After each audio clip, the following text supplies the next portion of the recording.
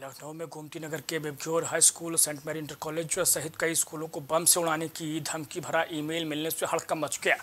बेबजोर high school में school प्रशासन ने मुस्तैदी दिखाते हुए स्कूल खाली करवाया और बच्चों को बाहर निकाल लिया है। इसके अलावा शहर के LPS, PGI शाखा, GD गोयनका और सेंट मैरी स्कूल कठौता शाखा को भी धमकी मिली है।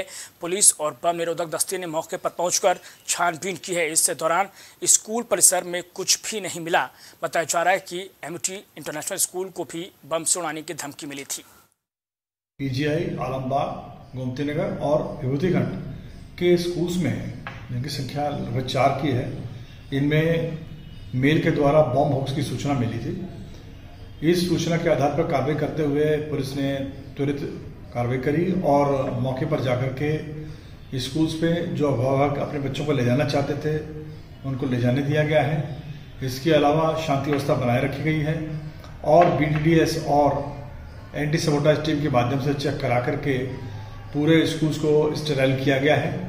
किसी भी जगह कोई भी अनटूवर्ड अनवांटेड वस्तु नहीं मिली है और कोई अनटूवर्ड इंसिडेंट भी नहीं हुआ है। जो मेल्स आए हैं वो एक ही एड्रेस से डिलीवर किए गए हैं। इस एड्रेस को लेकर के अपने साइबर टीम के द्वारा तथा STF और ATS दोनों एजेंसीज को इन्वॉल्व करते हुए केस को वर्कआउट कराया जाएगा। राजधानी लखनऊ में जिस तरह से बम से उड़ाने की धमकी स्कूलों को मिली, उसी में सेंट मैरी स्कूल भी शामिल है। उसकी प्रधानाचार्य हमारे साथ मौजूद हैं। मैम, जिस तरीके से एक मेल पहुंची थी, मेल में जो धमकी दी गई थी, उसके बाद जो पैनिक स्थिति देखने को मिली बच्चों में, जब आप लोगों ने एकाएक बच्चों को घर जाने के लिए छोड़ा, पेरेंट्स यहाँ पे पहुंचे थे, पेरेंट्सों में भी एकाएक अफरा तफरी दिख रही थी। मौके पर डॉग स्क्वाड, फॉरेंसिक, बम निरोधक दस्ता सब पहुंची। तो कैसे मैम ये सारी जानकारी आपने पुलिस से साझा की और क्या कुछ यहाँ पे स्थिति देखने को रही?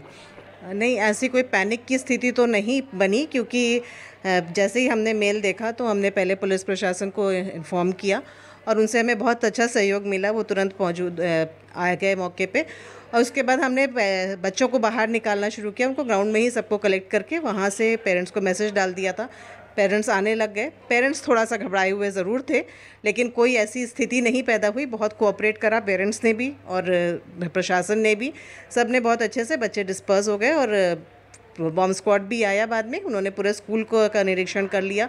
कोई ऐसी बनी है होक्स कॉल ही थी, लेकिन हमें तसल्ली है कि हमने सब निरीक्षण करवा लिया है। अब कोई भी ऐसी चिंता का विषय नहीं है और स्कूल आराम से चल सकता है। लोकसभा चुनाव और चुनाव के बीच सुरक्षा व्यवस्थाओं के बीच बम की मिलने की धमकियां, क्योंकि अभी हाल ही के दिनों में दिल्ली NCR में जिस तरीके से LPS को टारगेट बनाया गया, फिर DPS को टारगेट बनाया गया, अब वो सूचनाएं लखनऊ भी पहुंच चुकी हैं और लखनऊ के स्कूलों की मेल ID पर लगातार धमकियां भी शुरू हो गई।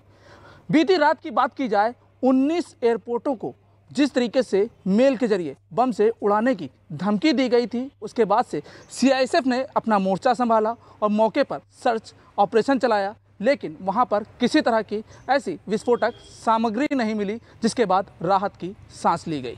सुबह जब बच्चे स्कूल पहुंचे, स्कूल में पढ़ाई कर रहे थे, उसी दौरान जो मेल आती है, मेल के बाद एकाएक बच्चों को स्कूल से छोड़ा जाता है। अभिभावक आनन फानन में मौके पर पहुंचते हैं, अपने बच्चों को स्कूल से अपने घरों को लिए ले जाते हैं। तस्वीर हम आपको दिखाएंगे लखनऊ के एक स्कूल की। ये सेंट मैरी स्कूल आप देख रहे हैं, सेंट मैरी इंटर कॉलेज, क्योंकि जिस तरीके से 3 स्कूलों को धमकी मिली, उसमें से सेंट मैरी जो इंटर कॉलेज है, ये विभूतिखंड इलाके में पड़ता है।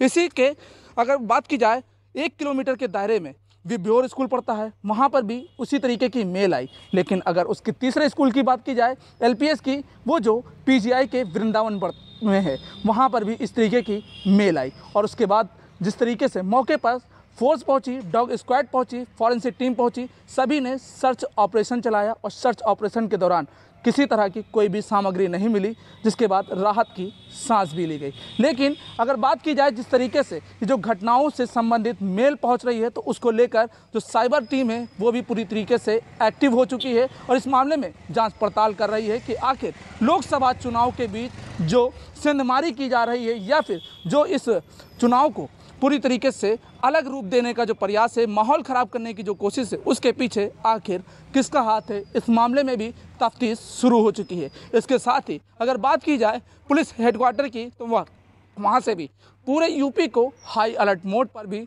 रखा गया है। चुनाव को संपूर्ण तरीके से कराया जाए और सुरक्षा व्यवस्थाओं के बीच किसी तरह का कोई भी विवाद ना हो, उसको लेकर के भी साफ तौर से निर्देश दिए गए हैं। लेकिन अब देखना ये होगा कि जिस तरीके से जो सूचनाएं सामने आ रही हैं, उन सूचनाओं पर आखिर खुलासा कब तक होगा और इसके पीछे कौन लोग हैं, उसका नेटवर्क कब तक टूट पाएगा। वीडियो जर्नलिस्ट नीरज के साथ मोहम्मद कलीम, प्राइम टीवी, लखनऊ।